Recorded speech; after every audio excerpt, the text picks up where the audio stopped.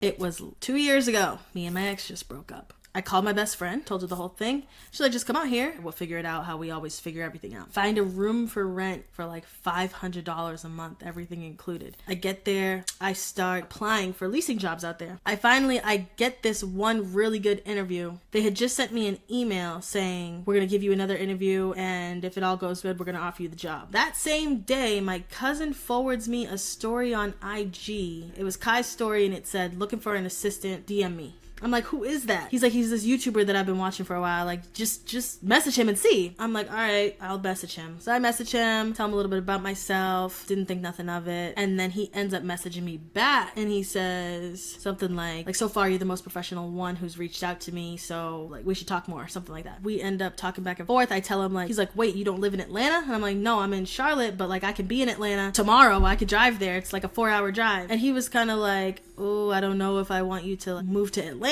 because if it doesn't work out, I don't want to be the reason why like you're here with no job. I was like, look, I'm 26 years old. If it doesn't work out, at least I got the experience. Like, I'm not going to be bitter about it or hold it against you if you just decide that you don't want an assistant anymore. And he was like, okay, that's cool. Like, I like your energy. If you can get this one thing done for me, then you can have the job. He said, I want to turn my house into a zoo and I need a zebra. Huh? We're talking on a Friday.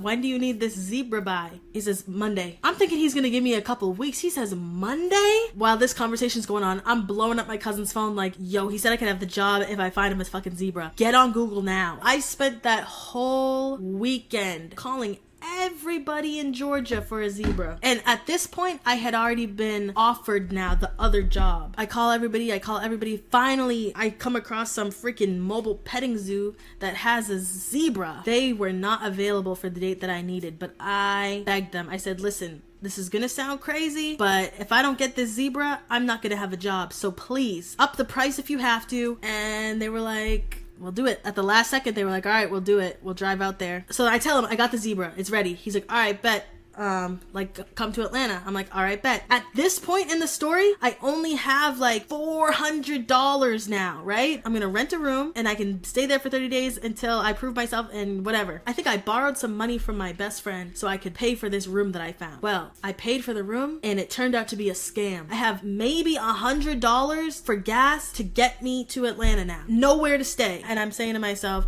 am I really about to drive to Atlanta to go work for some 19-year-old kid who might fire me in 2 days? Am I really going to do that? Or should I just sign this contract that is guaranteed money that I know I can make a good career out of, right? I said, fuck it, let's do it. Let's just do it and see what happens. Like, drive there with $150 that I have. One of my aunts booked me a hotel room near his house. I meet him and then he's like, I'm going to pay for your rent till you are good. Yeah, the rest was history. Thank God. That's why I have the mindset of, you gotta take a risk and hope for the best every single time. Like, don't be too scared. Like, what is the worst that's gonna happen?